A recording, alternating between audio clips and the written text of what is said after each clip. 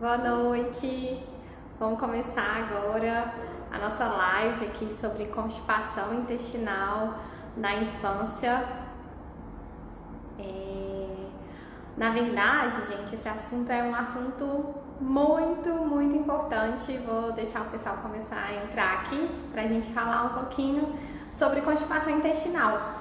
Porque muitas vezes eu vejo que as famílias entram num ciclo e essas crianças vão sofrendo com constipação, depois essas crianças vão virar adolescentes que sofrem com constipação e adultos que sofrem, e isso se torna normal, né? Começa a ser parte do dia a dia da família. E as pessoas começam a achar, não, eu sou assim, eu nunca fui ao banheiro todo dia, o normal pra mim é ser assim. Tenho esforço para evacuar, sofro para evacuar e encara isso como normal. Mas a gente tem na infância uma possibilidade de atuação muito grande mesmo, porque na infância a criança ainda está em formação, ela vai crescer, o intestino dela vai crescer, a musculatura dela está se desenvolvendo como nunca, então a gente tem aí uma janela de atuação muito boa, tanto para prevenção quanto para tratamento. Eu vejo às vezes crianças que chegam no meu consultório que já estão sofrendo há muito tempo e nunca começaram um tratamento, porque não que as famílias sejam desleixadas, mas é que às vezes a família realmente vai encarando aquilo como algo do dia a dia. Às vezes a mãe também sofre com constipação intestinal, ou o pai, ou a avó, e aí fica assim, puxou a mãe, puxou o pai, eu sou assim, então meu filho vai ser assim. Mas é importante a gente saber que a gente pode sim intervir.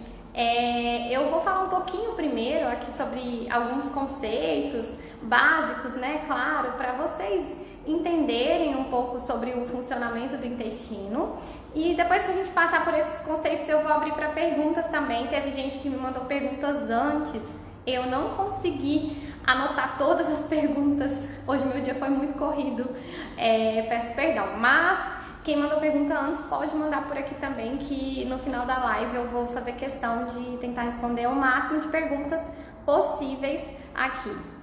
Para a gente começar, o que é muito importante entender sobre constipação intestinal? O que é a constipação intestinal? A gente tem alguns critérios, né, para dizer que aquela pessoa tem constipação intestinal. O mais importante antes até de definir é a gente pensar se essa constipação intestinal ela é funcional ou se ela tem alguma causa orgânica. E o que significa essa diferença e por que ela é tão importante? Quando tem alguma causa orgânica, a gente quer dizer que tem uma doença levando aquele intestino a ser um intestino preso, um intestino que não funciona direito. Como assim? Por exemplo, tem gente que tem hipotireoidismo e por uma deficiência do hormônio tireoidiano, a pessoa vai ter um intestino que não funciona bem. Então, o hipotireoidismo pode ser uma causa orgânica de constipação. Aí existem inúmeras causas que a gente precisa pesquisar quando a criança vai na consulta, né, com o especialista, se realmente a gente vê na história clínica que tem necessidade. Uma coisa que é importante a gente observar desde bebezinho, essa criança, ela eliminou o mecônio, aquelas fezes, né, que a gente elimina quando nasce. Ela eliminou esse mecônio com quantas horas de vida? Você lembra se seu filho fez cocô, assim, evacuou nas primeiras 24 horas de vida, 48 horas de vida? Se passou mais de 2 dias sem evacuar, é uma coisa que você tem que relatar para o pediatra na primeira consulta, caso ele não pergunte, porque é preciso sim acompanhar essa criança com o olhinho ali mais aberto, porque essa criança pode ter alguma malformação, ela pode ter alguma doença ali neurológica da inervação do intestino, tudo isso precisa ser levado em consideração. Não quer dizer que se seu filho evacuou antes dessas 48 horas, que ele não possa ter nenhuma outra doença também mais séria. Pode acontecer. Por isso tudo a gente precisa levar em consideração. Crianças que começam constipação já no primeiro mês de vida, a gente também tem que ficar ali com o olhinho aberto. É claro que bebê em aleitamento materno exclusivo, ele pode ter como se fosse uma pseudo-constipação. Por que assim pseudo? Porque é uma constipação falsa. Na verdade, essa constipação do bebezinho não entra no que a gente fala de definição de constipação. O bebê em aleitamento materno exclusivo, ele pode ficar 7, às vezes até 10 dias sem evacuar. Mas quando ele evacua menos de 3 vezes na semana, é muito comum os pais chegarem com essa queixa no consultório. E assim, o bebê tem que ser bem avaliado, bem examinado. A gente vai olhar o alinhamento da coluna desse bebê, a posição do ânus, tudo a gente vai olhar com muito cuidado. Tá, mas não, meu filho não tinha constipação desde bebê, ele evoluiu bem ao nascimento. As coisas começaram a piorar quando a gente introduziu a alimentação. A introdução alimentar é um pico da constipação. Por quê? Porque a criança que antes consumia só alimentos líquidos vai começar a consumir também o sólido. E com isso, a consistência das fezes, que antes eram líquidas, começa a mudar. Se a gente introduz a alimentação de uma vez, se a gente, por exemplo, começa café da manhã, almoço, jantar, o lanchinho da tarde, tudo no mesmo dia, se a gente começa tudo na mesma semana, a chance dessa criança evoluir com uma constipação intestinal é grande, porque ela precisa ir se adaptando aos poucos. Então, como que a gente geralmente faz? A gente começa com o lanchinho da manhã, depois com o almoço, depois com o lanche da tarde e por último com o jantar, em torno de 7 meses de idade. Claro, gente, que a gente tem que sempre avaliar individualmente. Vou agradecer a presença de todo mundo que está aqui acenando para mim, mandando carinhas. Muito obrigada, viu? Todos vocês são muito importantes aqui e é um prazer poder tirar as dúvidas de vocês e aprender também com as dúvidas de vocês. Voltando aqui. Então tá, se a criança começou a alimentação complementar, ali ela começou a mudar o padrão de evacuação. Esse é um dos picos de começo, de início de constipação que a gente precisa ficar muito atento. Se o seu filho começou com constipação nesse momento, uma das coisas que a gente pode fazer e que é muito interessante é usar as frutinhas mais laxativas. Então, abusar do mamão, da ameixa, fazer a aguinha de ameixa. Não sei se vocês sabem já fazer a água de ameixa, mas é um jeito, muitas pessoas ensinam de vários jeitos diferentes e tem que ver qual que você achou que deu mais certo. Mas eu gosto muito do que? De pegar as ameixas secas, colocar elas num potinho de vidro, deixar elas ali, colocar água fervente naquele potinho de vidro e guardar aquele potinho ali por umas 24 horas na geladeira e começar a oferecer essa aguinha de ameixa durante o dia. Não é uma quantidade assim certa, eu tenho que oferecer 5, 10 ml. Você pode ir oferecendo conforme a aceitação da criança. Deixa eu só ver. Voltou. Então assim, você pode oferecer em torno de 10 ml 3 vezes ao dia, mas se a criança aceitar mais, você pode ir oferecendo mais. Além da água de ameixa, uma coisa que é super interessante, gente, é oferecer a água mesmo. E a gente vê, inclusive foram algumas perguntas que eu recebi, que as crianças, os bebezinhos, muitos deles têm uma baixa aceitação de água. O bebê que está em aleitamento materno, ele já está tomando muita água ali no leite materno. O leite materno serve para ele tanto para suprir a questão de alimentação, quanto também a questão da sede. Mas no momento que a gente introduz a alimentação complementar, a gente também precisa introduzir a água. E um segredo para essas crianças que aceitam pouca água, não é segredo nenhum, é oferecer pequenos volumes várias vezes ao dia. Realmente ir vencendo a criança na insistência. E aí, nesse momento, cuidado com o famoso tiro no pé. O que é o tiro no pé? É oferecer água de coco. Porque o bebê não aceita água, o que a gente faz? Oferece água de coco. Só que aí ele vai recusar mais ainda a água, porque a água de coco é uma delícia. E a água de coco, ela tem sódio, e essa água de coco, ela não serve tanto para hidratar as fezes quanto a água mesmo, a água normal, né, que a gente bebe. Então, preferir sempre, gente, a água ao invés da água de coco. Um outro pico de constipação muito comum é o desfraude. O momento do desfraude é um momento em que a criança, ela às vezes se sente insegura para evacuar. Ela tá com vontade de evacuar, mas ela tá sem a fraldinha ali onde ela estava acostumada a evacuar, e aí ela tende a começar a prender. É um comportamento que a gente fala que é um comportamento retentivo. Quando a criança prende, seja porque ela está insegura para evacuar, ou... Oi, Laura. Laura mandou um aceno para mim. Todo mundo, gente, que bom que vocês estão aqui. Então, quando a criança se sente insegura para evacuar, porque ela está sem a fraldinha, ela começa a fazer esse comportamento retentivo. E esse comportamento retentivo que acontece no desfraude, ele é uma chave da constipação funcional. O que agora é essa constipação funcional? Constipação funcional é quando a gente não tem nenhuma doença orgânica causando esse intestino preso. Como, por exemplo, a gente citou ali os problemas de tireoide, existem também doenças como doença celíaca, que tanto podem dar diarreia quanto podem dar constipação. A própria alergia à proteína do leite de vaca tanto pode dar diarreia, quanto também pode levar à constipação. Tudo isso a gente tem que levar em consideração.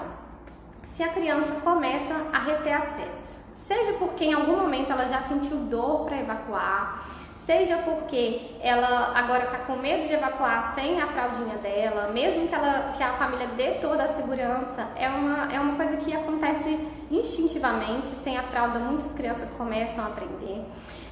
Ou seja, porque um dia saiu um cocôzinho mais duro, que ela sentiu dor ali na hora de evacuar, ela já começa com um comportamento retentivo. Esse comportamento retentivo ele é a chave para o ciclo da constipação funcional, onde a gente não tem uma causa de doença orgânica, mas a gente vai ter uma constipação que vai atrapalhar a qualidade de vida de toda a família. E aí, como que a gente faz para quebrar esse ciclo? A gente precisa fazer as etapas do tratamento da constipação intestinal. Quando você vê que seu filho está sentindo dor para evacuar, ou que ele está tendo que fazer muito esforço, ou quando eu postei um dia desses a escala de Bristol, que é uma escala onde a gente tem os tipos de fezes. No primeiro tipo, a criança tem aquelas fezes de bolinhas, de cabritinhos, e foi até uma pergunta de uma das mães que eu recebi falando sobre isso. Já eu vou responder essa pergunta também. Então, assim, essas fezes de cabritinhos, né, de coelhinho, essas fezes arredondadas, que a gente chama de síbalos, elas já são fezes de dificuldade de evacuar. Fezes onde as bolinhas estão todas grudadinhas, que parecem um cacho de uva, né, e mais calibrosas, elas também são fezes de pessoas que têm constipação. Ou então as fezes muito calibrosas, com rachaduras. O ideal é que as fezes tenham uma consistência que eu falo muito para os meus pacientes, como se fosse uma massinha de modelar, né? Para criança que já consome o sólido, tá indo e vindo, gente, mas paciência aí com a internet, né? Então, a massinha de modelar, claro que a gente, mãe às vezes pega, né? Mas assim, claro que assim, de olhar, você tem uma ideia mais ou menos de qual a consistência que você tem ali.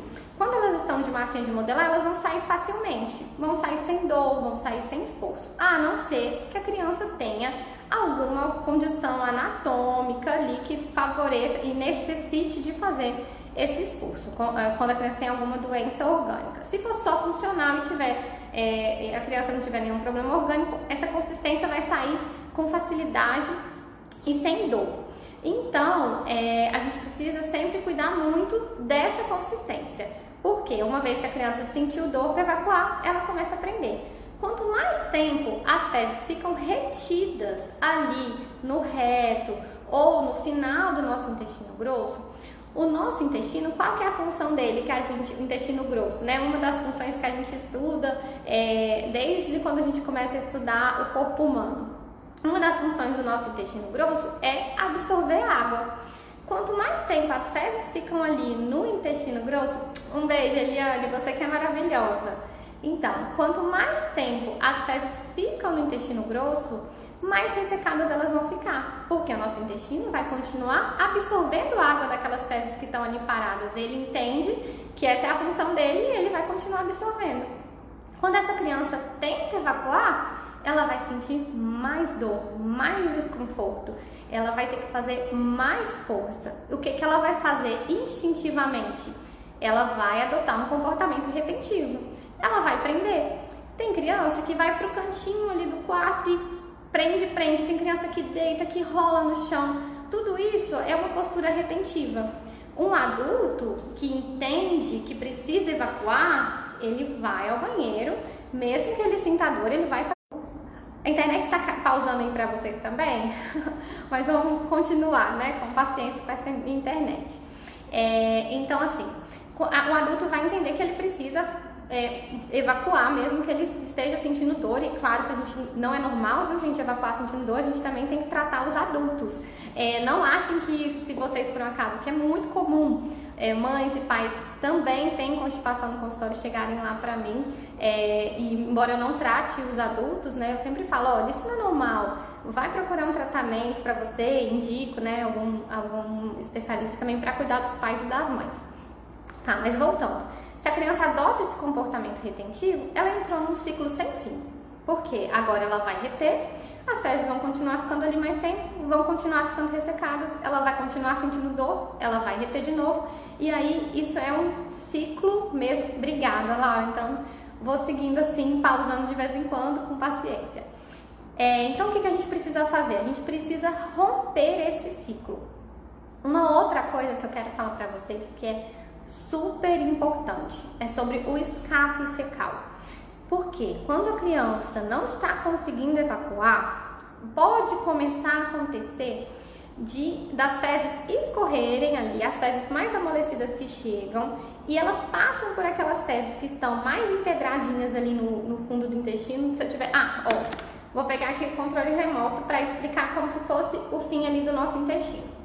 É como se aqui no final eu tivesse fezes muito endurecidas. E aí as fezes mais amolecidas que chegam, elas não conseguem passar para a via de saída, né? Ali para o reto e para o ônus. Então, o que a gente precisa, o que pode acontecer? Elas podem começar a como se fosse escorrer por aqui. E aí, como aqui está dilatado, distendido, cheio de fezes, a gente tem os nossos esfíncteres, né? Que são as nossas válvulas ali. A nossa válvula, ela pode se abrir sem que a criança tenha controle sobre isso. O escape fecal, que acontece em algumas crianças maiores, que sujam a cuequinha, ou que às vezes sujam a calcinha, a calça, a roupa, ele não é voluntário. Infelizmente, às vezes a gente atende crianças que até apanham por causa do escape fecal.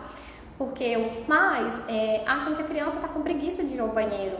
E aí, o que eles fazem, né? Às vezes batem na criança, infelizmente. Graças a Deus, a gente tem conseguido mudar um pouco a educação, né? Evoluir na educação infantil. Eu não acredito que tenha espaço para violência na educação infantil. Mas eu entendo, né, gente? Não estou aqui para julgar nem é o tema da nossa aula. Mas, assim, nesse caso, a criança não tem culpa nenhuma. O escape fecal ele é totalmente involuntário. E aí, o que a gente tem que fazer? O primeiro passo no tratamento da constipação é justamente desimpactar. Então, a gente está aqui como se esse aqui fosse o fim, né, do nosso intestino. A gente tem que tirar essas fezes que estão empedradas aqui, porque senão essa criança não vai conseguir evacuar. Acho que foi. Então, assim, ela vai continuar fazendo muito esforço, tentando evacuar, mas ela vai estar ali com aquelas pedrinhas de cocô aqui no final do intestino e não vai conseguir. Então, o primeiro passo, se a criança vai no consultório, a gente faz o exame físico e ali eu já percebo no exame físico que ela tá com fezes empedradas no intestino, porque dá para palpar em muitas crianças. Às vezes a gente precisa de fazer outros exames também, mas assim, se a gente vê que ela tá com fezes empedradas, o primeiro passo é desimpactar essas fezes.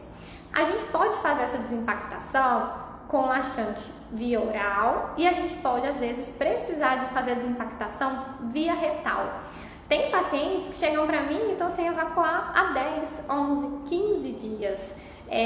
Isso é muita coisa, com certeza ali já tem fezes empedradas. E se a gente falar para essa pessoa, olha, vai para casa, você precisa beber mais água, você precisa comer mais fruta, não adianta, gente, essa pessoa vai chegar em casa, ela não consegue evacuar, ela tem fezes que parecem pedra ali no final do intestino, como que ela vai conseguir? Então, o que a gente precisa? Às vezes a gente manda para o hospital, né? E passa uma sondinha, tira, quebra todas aquelas fezes que viraram pedra. Ou então, dependendo do quadro, se tem menos tempo, minha irmã falando que tá aproveitando o tema da live. O santo de casa, gente, não faz milagre, né? Mas vamos lá, quem sabe agora a gente consegue. Então, a gente precisa, né, desimpactar, tirar essas fezes que estão muito endurecidas pra gente começar a passar para outras etapas do tratamento. Ótimo, conseguir desimpactar. essa criança não tem mais fezes empedradas ali. Então a gente vai começar agora a entrar na fase de manutenção do tratamento. Nessa fase de manutenção, claro que a alimentação e a ingesta de água, elas são muito importantes, mas a gente também precisa de muita paciência. Por quê? Vou pegar de novo meu controle remoto aqui. Se você pensar que o intestino grosso tem mais ou menos essa espessura, tá? Isso sim, eu estou só... Na pessoa que fica com fezes presas ali, retidas muito tempo, esse intestino ele vai ficando mais grosso, e mais grosso, e mais grosso. A cada momento vai caber mais fezes ali.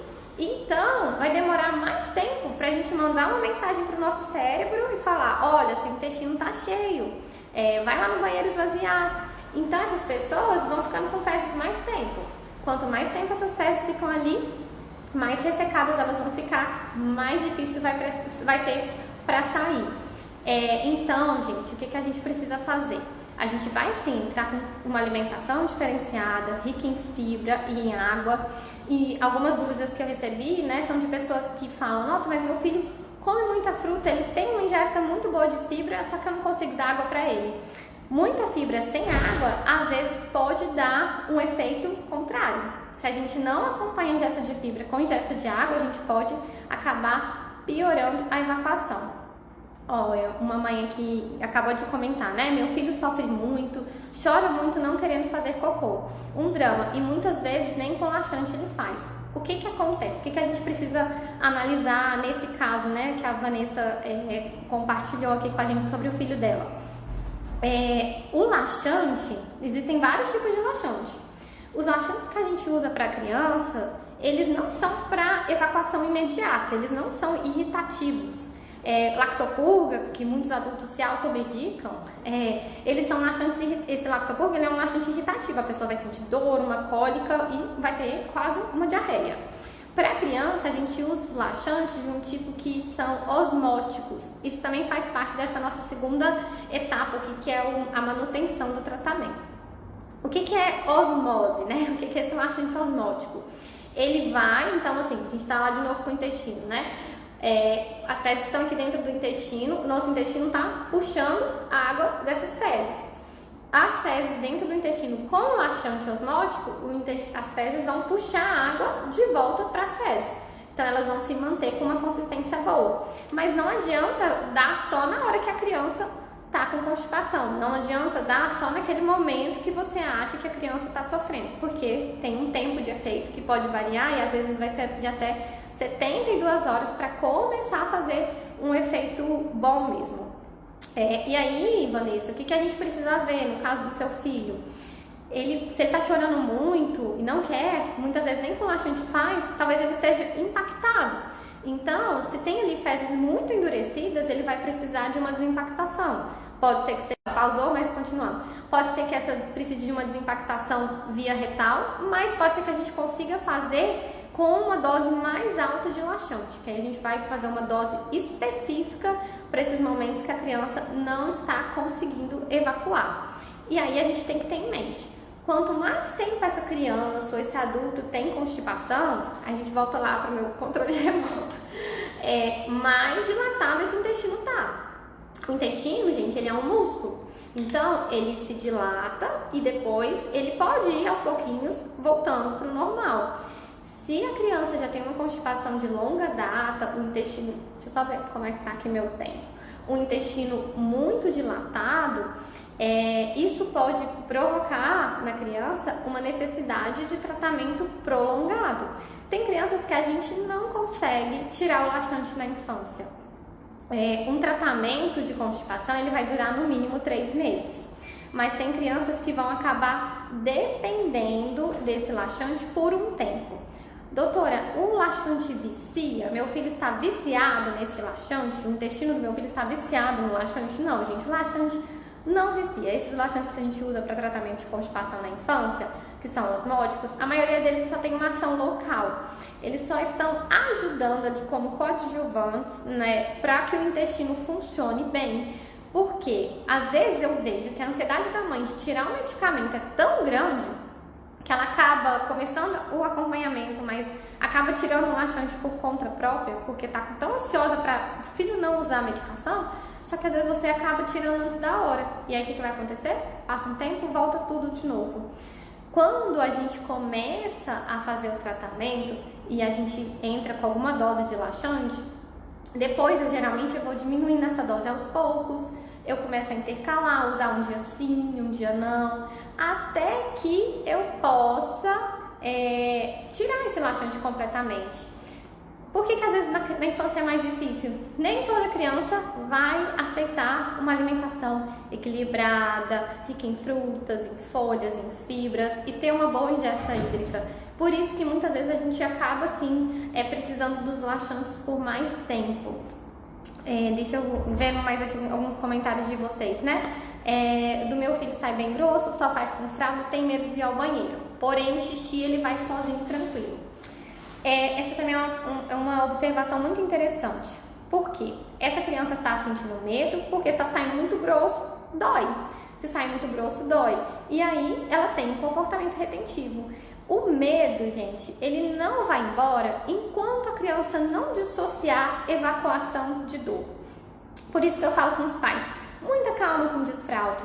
Se seu filho está sentindo medo de evacuar, se ele não está seguro ainda, se ele começou a aprender muito esse cocô, calma. O medo vai embora quando ele dissociar evacuação de dor. Então, seu filho ele precisa de um tratamento. Ele vai precisar de usar a medicação para aí sim a gente diminuir o calibre dessas fezes, a gente deixar essas fezes com um calibre normal, que é lá naquela tabelinha, o Bristol tipo 4, que é o ideal, né? Eu sei que nem todos vão ter, mas assim, pra gente ir deixando essas fezes com um calibre mais normal. Daqui a pouco ele esquece, a criança realmente esquece, ele esquece que ele sentia dor para evacuar. E aí a gente consegue começar a fazer o desfraude tranquilamente. Outro comentário aqui. O meu filho sofria muito, chorava muito. Chegou uma fase que não queria mais nem fazer cocô e graças a Deus, ela é paciente, né, a Lívia? Eu também conheço muito. Depois dos seus cuidados, hoje tá tudo certo, né? Graças a Deus mesmo. Então, assim, gente, é uma coisa que a gente sabe que tem tratamento. Outra pergunta, né? Se seria lactulose esse laxante osmótico. Na minha cidade não tem gastropediatra e levei no procto. Tá. O que acontece, assim? Hoje mesmo eu precisei de um proctologista e uma amiga me socorreu para um problema, por ligação mesmo. Mas constipação intestinal assim, infantil, o ideal é que o gastropediatra que acompanhe. O pediatra muitas vezes ele começa acompanhamento e muitos pediatras sabem manejar bem, mas quando está mais complicado, o ideal é que o gastropediatra acompanhe. Outro exemplo de laxante osmótico que a gente usa muito chama PEG, que é o polietileno glicol. Ele é um laxante que a gente tem algumas medicações prontas na farmácia, só que como crianças geralmente precisam de doses menores, muitas vezes a gente manda manipular. Só que para ver a dose ideal, o médico ele tem que ter uma certa experiência, né, para calcular a dose de acordo com o peso daquela criança e de acordo com as necessidades daquela criança. Isso. Uma outra pergunta é se essa conduta do laxante é para bebês também. Então vamos falar um pouquinho. Bebê é de que idade? Só para eu saber a idade do bebê. Porque bebê, né, bebê vai de 0 a 2 anos, teoricamente é um lactente, é um bebê. Os laxantes a gente pode começar geralmente a partir dos 6 meses. Em alguns casos a gente pode usar laxantes antes desse período, mas aí só com gastropediatra acompanhando mesmo. Mas o tratamento com laxantes a gente já pode usar a partir dos 6 meses. Alguns, o ideal é que seja a partir de 1 ano e vai depender muito, variar muito de caso a caso. Obrigada, viu? Bebê de 1 ano, a PLV no TPO. TPO, gente, o que é TPO? Quando essa criança está reintroduzindo o leite de vaca na dieta, né? Então, essa criança está fazendo uma reintrodução de leite, seja nos assados, ou queijo, outros derivados, ou até o próprio leite mesmo, ou na dieta da mãe. Então, essa criança está nessa fase de reintrodução do leite e a massa das fezes saiu vermelha e só voltou ao normal após 20 dias de dieta novamente. O teste de provocação via leite materno, mas a alergista ficou em dúvida da coloração. Tá, então na verdade no caso dessa criança, a mãe está voltando a ingerir proteína do leite de vaca e a massa das fezes saiu vermelha e só voltou ao normal 20 dias depois. Se voltou ao normal, tá tudo bem. E sim, se voltou ao normal e você continuou consumindo, então você passou pelo TPO e tá tudo bem. A coloração das fezes, gente, é uma coisa que muda muito. Muitas mães chegam pra mim de bebezinhos assim, ai doutor, o cocô do meu filho tá verde, o cocô do meu filho tá amarelo. Inclusive na caderneta do bebê tem uma parte ali que a gente às vezes recebe aquele livrinho, né? Nem abre pra ler tudo porque tá com o bebê, mil coisas pra fazer. Mas tem uma parte ali de coloração das fezes e que fezes verdes no bebê é normal. Vermelho é que a gente tem que ver o que é esse vermelho, porque às vezes uma coisa que é muito vermelha pra você, pra mim é um castanho. Então realmente a gente precisa analisar individualmente. O sangue nas fezes, quando sai sangue nas fezes, geralmente ele vai sair vermelho vivo se for um sangue que vem do intestino ou ali do ânus, do reto. Se é um sangue que já vem ali do estômago mais alto, ele vai sair numa coloração mais escura. Às vezes as fezes ficam pretas mesmo. Vou ter que ir para Palmas. Pois é, eu queria poder atender todos vocês. Gente, eu inclusive vou abrir algumas teleconsultas, mas eu tô realmente dando prioridade para os pacientes que são meus. Mas depois a gente vai conversando sobre isso também. Se vocês precisarem de qualquer coisa no direct, eu posso tentar ajudar como eu puder. Tá, história, gente. Uma pergunta aqui, um comentário da Eliane, que é aquela fono maravilhosa que eu tive o prazer de fazer a live com ela.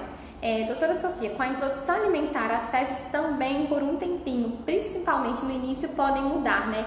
Exatamente, Eliane. No começo, na introdução alimentar, que é um dos picos de constipação intestinal, a criança sofre por causa da mudança, né? Que ela está numa época de transição. As fezes que antes eram líquidas, elas começam a ficar mais cremosas e vão evoluir para fezes mais pastosas e às vezes elas ficam mais endurecidas. Por isso que eu tinha comentado pra gente ir fazendo essa introdução com muita calma. É normal também, gente, nessa fase de introdução, e enquanto a criança não tem ainda uma mastigação eficiente, que saem o resto de alimentos nas fezes do bebê, viu? Que essa também é uma outra pergunta muito frequente que eu recebo. E isso também é comum.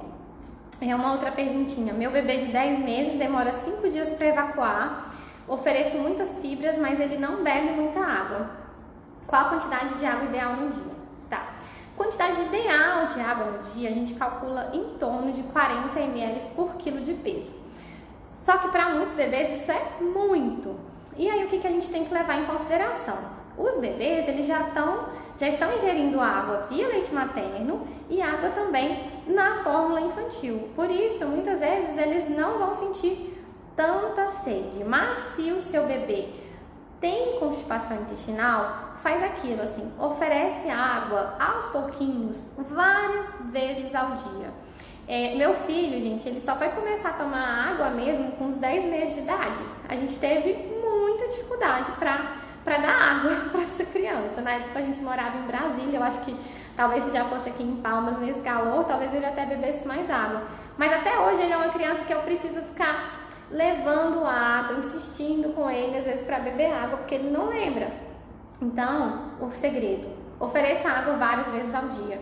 Mesmo que ele tome um golinho, se for um golinho várias vezes ao dia, vai surtir mais efeito. É isso, né? Uma outra pergunta que eu tinha recebido aqui, obrigada Ellen, obrigada Cláudia, obrigada Eliane. Uma outra pergunta que eu recebi é qual fibra insolúvel que posso ofertar para o meu bebê? Reconectando aqui, reconectou. Essa pergunta que era qual fibra insolúvel eu posso ofertar para o meu bebê de 9 meses? Então, mesmo fibra, teoricamente, não sendo uma medicação, eu não posso sim prescrever uma fibra para um bebê sem avaliar esse bebê. Mais interessante do que prescrever fibra no medicamento, eu acho que é muito importante a gente adequar a fibra. Minha internet hoje está me deixando na mão, mas assim, O mais importante que oferecer num pacotinho a fibra é oferecer a fibra na alimentação. Então, né, eu tô aproveitar aqui que a Cláudia, nutricionista, tá assistindo. Gente, nutricionista ajuda demais a gente. É muito importante a gente levar o bebê, a criança, no nutricionista, principalmente nesses casos de constipação intestinal. Porque por mais que eu oriente no meu consultório, minha consulta ainda é uma consulta longa, vai ficar faltando algumas coisas, alguns detalhes. E a nutricionista, ela vai voltar toda a consulta para a alimentação daquela criança e daquela família. Então, é um pilar que é muito importante, que às vezes a gente desvaloriza. Por quê? Porque a gente acha assim: eu vou no nutricionista, eu já sei o que eu tenho que dar, eu sei o que ele tem que comer. E o nutricionista vai me falar, mas ele não come essas coisas, eu não consigo dar. Só que a nutricionista, o nutricionista vão te ensinar estratégias para colocar as coisas que precisa na alimentação daquela criança de uma forma que seja prazerosa para a criança, né? Respeitando a individualidade de cada criança e de cada família. Então, realmente é muito importante esse pilar da alimentação no tratamento da constipação. Então, a gente falou, né, do tratamento de manutenção, que seria feito com a questão do laxante, a questão de alimentação, que é muito importante nessa fase, e ela vai, na verdade, acompanhar a gente por todo o tratamento. E um outro pilar, que seria ali um terceiro degrau, é o recondicionamento do hábito intestinal dessa criança. O que é isso? É o treinamento. Esse treinamento a gente só consegue fazer com a criança que já tem um controle de esfíncter, né? Com a criança que já consegue perceber que ela quer evacuar e que está no momento de evacuar, e naquela criança que já também não está mais com medo. Por isso que eu vou voltar e bater de novo naquela tecla. Enquanto seu filho está com medo de evacuar, muita calma com o desfraude, muita calma com a ansiedade de colocar ele no vaso para evacuar. Tá, a criança já está conseguindo evacuar, ela começou a perder o medo, a gente consegue agora começar a fazer esse treinamento. Então, no treinamento, a gente escolhe geralmente um horário no dia, podem ser mais horários, mas a gente pode observar, meu filho geralmente ele evacua ali depois do café da manhã, depois do jantar. A gente escolhe esse horário e a gente leva a criança pro vaso, ou se for pro piniquinho, se for o caso da criança, e a gente vai falar: olha, vamos ficar aqui uns 2, 3 minutinhos fazendo força pro cocô sair. Vamos ver se ele quer sair, né? Porque o que acontece? Depois que a gente se alimenta, existe um reflexo que chama reflexo gastrocólico. O que significa isso? O estômago, ele vai mandar uma mensagem para o nosso intestino. Então, o estômago, ele tá cheio, ele manda uma mensagem para o intestino falando: esvazia aí. Então, o intestino vai fazer o quê? Vai fazer uma contração. Por isso que às vezes é uma queixa comum. Já que o bebezinho mama, evacua. Por quê? Nos bebês, esse reflexo, ele tá muito mais evidente.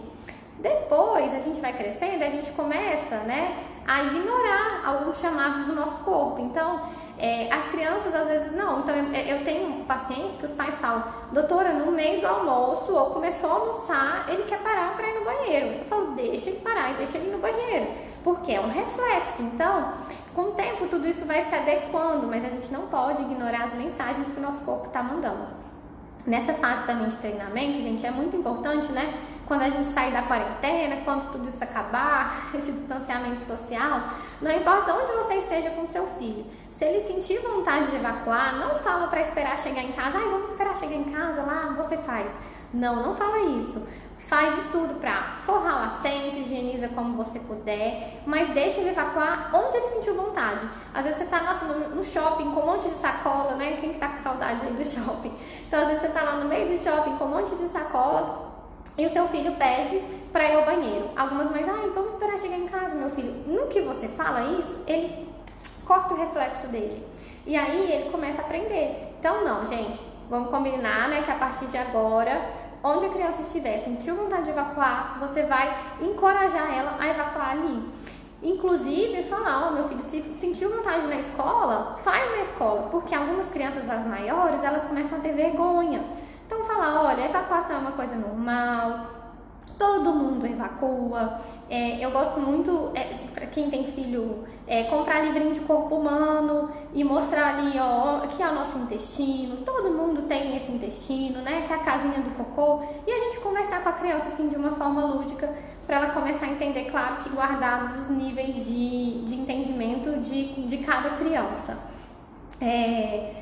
Outro comentário aqui, se é comum na primeira introdução alimentar as crianças ficarem ressecadas, é muito comum nessa fase de introdução, por isso que a gente deve ir sim com muita calma, né? Como eu falei, eu não gosto de introduzir todas as refeições na mesma semana e sempre gosto de alternar frutas laxativas com frutas que prendem mais. Depois eu vou fazer um post aqui, então, essa semana ainda, falando quais são as frutas mais laxativas.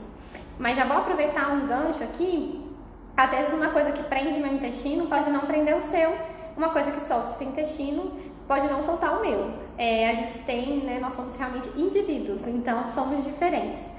Muito obrigada pelos comentários de vocês. Voltando aqui no treinamento, uma coisa que é importante, a partir do momento que a criança começa a usar o vaso sanitário, ela precisa ter um assento onde ela se sinta segura. Parece bobagem, mas as crianças têm medo de cair dentro do vaso, elas têm medo do que pode ter ali.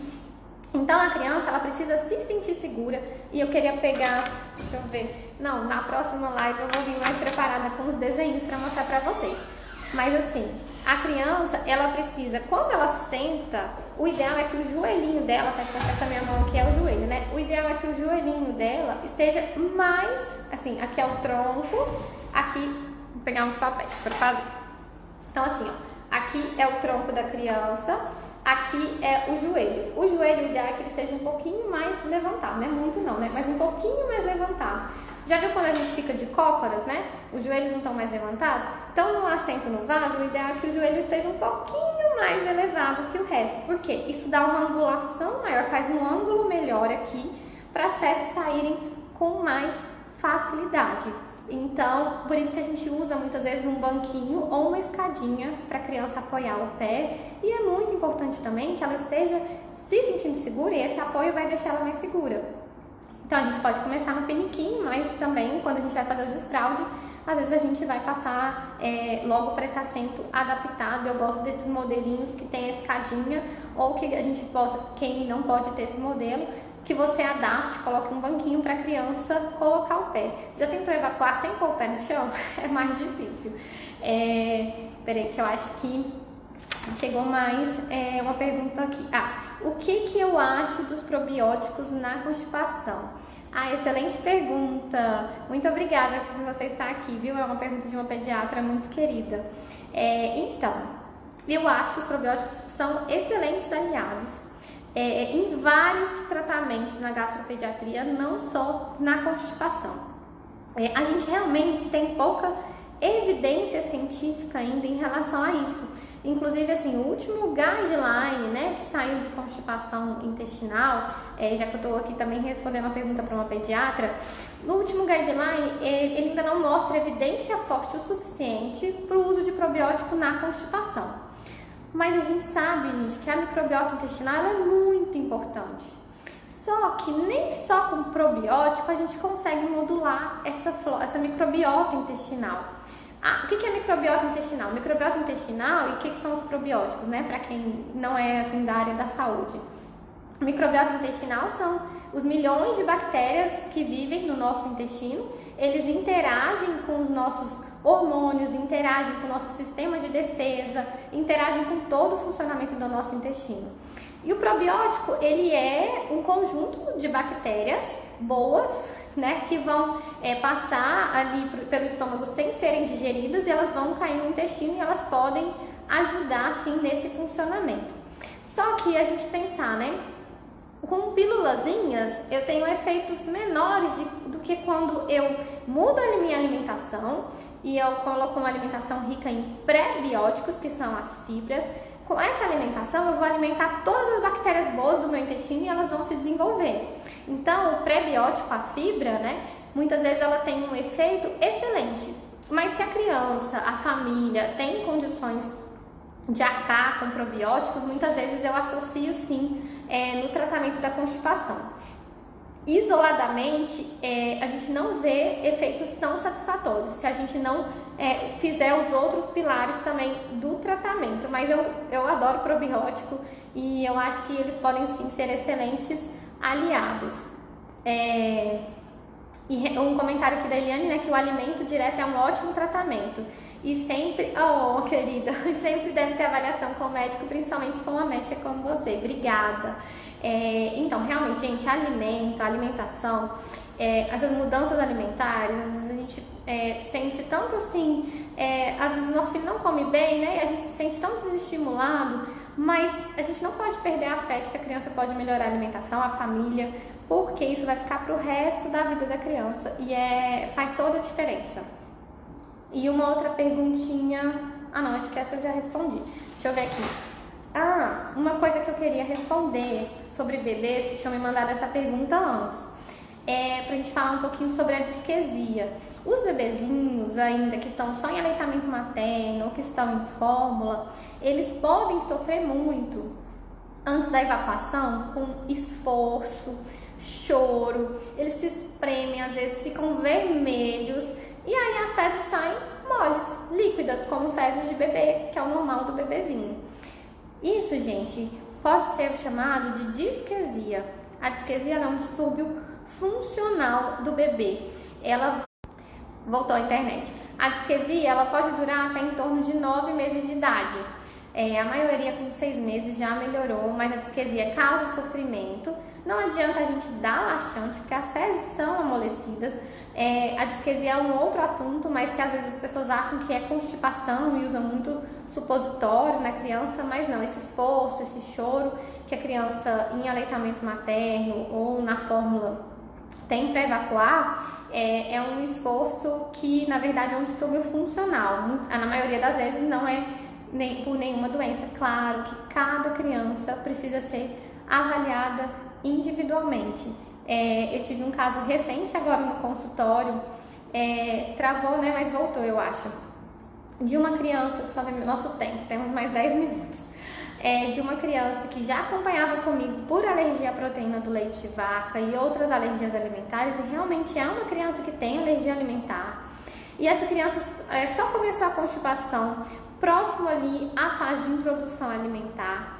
Mas quando a gente foi avaliar melhor, essa criança na verdade tinha uma alteração no ânus. E não era uma alteração visível até que essa criança começou a evacuar, fazer uma evacuação mais sólida. E aí ela evacuou, inclusive ali no meu consultório, e eu vi que tinha alguma coisa de errado.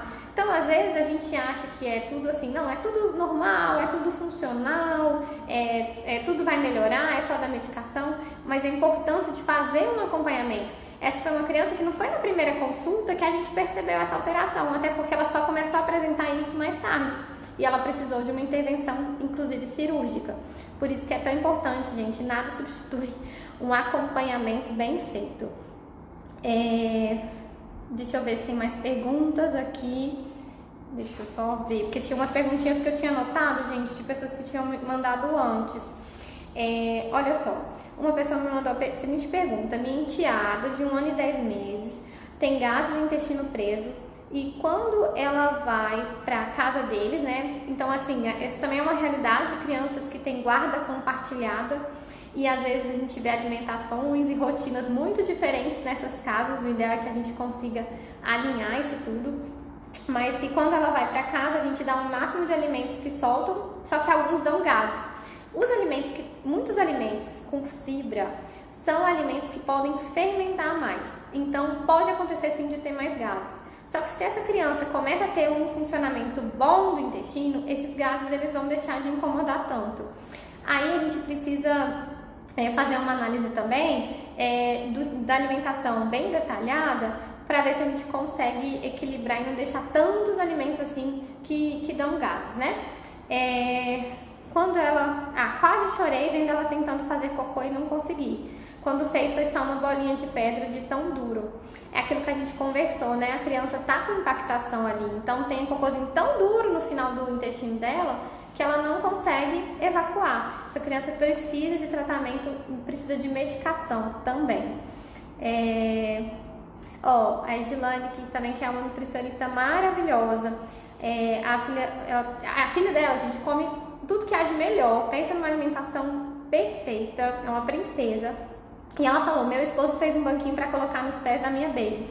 Ficou ótimo e ela adora. Tá vendo? Às vezes a gente pode fazer em casa mesmo, né? Não precisa comprar nada muito sofisticado, com mais carinho ainda, dá mais certo ainda. Deixa eu ver se tem mais alguma pergunta. Ai, eu só entrei agora, não sei se chegou a responder minha pergunta. Manda a sua pergunta de novo, que eu tenho ainda alguns minutos e eu tento responder.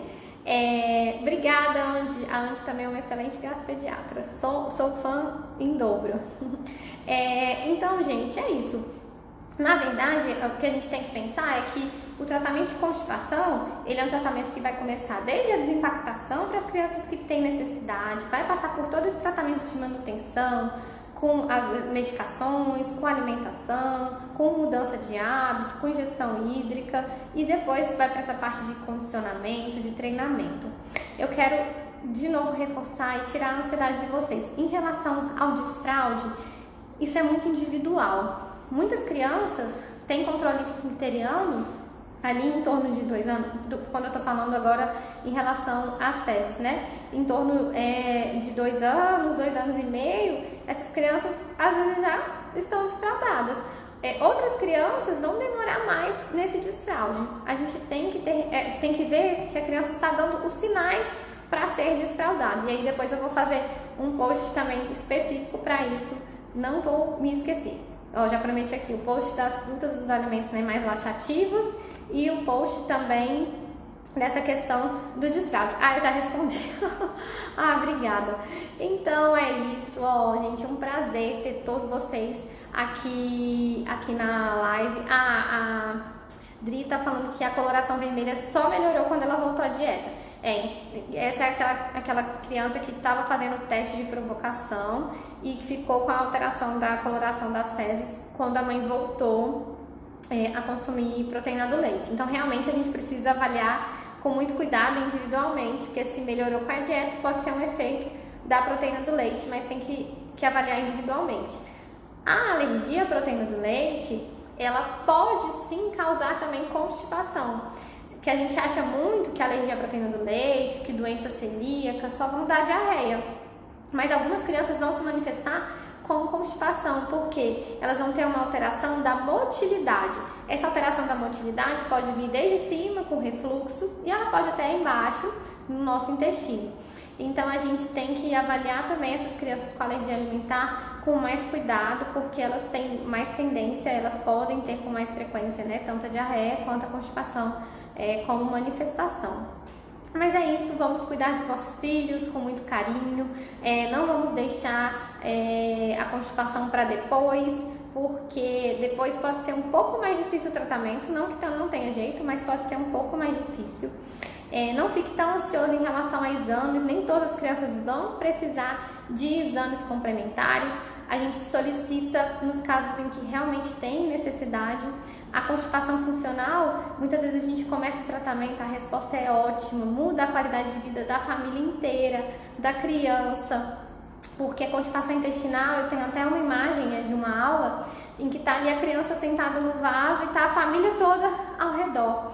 E é isso mesmo, a família inteira sofre quando uma criança não consegue evacuar.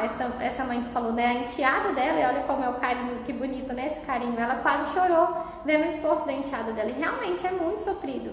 Então a gente precisa mesmo não fechar os olhos para isso, precisa buscar um tratamento, porque existe tratamento e tem tudo para melhorar, e quando precisar a gente vai encaminhar para algum outro profissional caso seja necessário.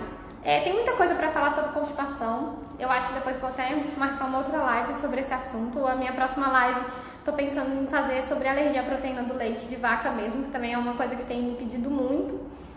Então eu vou fazer a próxima sobre isso, mas depois a gente pode combinar uma segunda conversa sobre constipação. Se a Eliane também quiser fazer alguma live comigo, que foi maravilhosa aquela live que a gente fez, Eliane é fono, gente, quem não segue ela, Eliane Penachim, tem conteúdo maravilhoso. a gente pode fazer também. E é isso, muito obrigada a cada um que participou aqui comigo. Foi um prazer enorme estar com vocês. Eu estou à disposição, eu tenho muitos pacientes para responder no meu WhatsApp, meus pacientes que estão vendo minha live, vou responder vocês também, calma, mas também tento responder as pessoas que me procuram aqui no Instagram com muito carinho. E obrigada a todos vocês que assistiram. Eu sei que no meio de tantas lives, de tanta coisa online que a gente tem visto ultimamente, tem sido tão difícil, né? A gente, uma paciente minha aqui, voltamos com a constipação, então a gente vai precisar reavaliar mesmo para tentar melhorar, né? Mas não é fácil. Às vezes, gente, a criança faz um tratamento e ela melhora por um tempo, e pode acontecer da constipação voltar. E aí a gente tem a individualidade, as características genéticas, algumas características anatômicas também, tem alguns intestinos que têm redundância, então tudo isso a gente precisa analisar individualmente. Eu vou deixar a live salva, para quem não viu ou quem só pegou da metade para frente, eu vou ver se eu consigo deixar aqui salvo direitinho. E continuo aberta para as dúvidas de vocês, para os comentários de vocês. Eu amo essa participação aqui. E, tem um comentário: meu filho está tomando a medicação que você passou por 3 meses. Então, que bom, espero que esteja dando certo, né? Tá no 2º frasco. Vamos ver se vai dar tudo certo aí. E aí, como eu falei pra vocês, o tratamento ele vai durar no mínimo 3 meses, o tratamento de constipação. E algumas vezes a gente vai precisar estender esse tratamento por um tempo mais prolongado. Mas é isso, muito obrigada pela participação de vocês. Eu vou encerrar a live e a gente continua se falando pelos outros canais, pelo direct, pelas mensagens, eu estou à disposição. Um beijo e obrigada por cada um que assistiu, tá bom? Um abraço.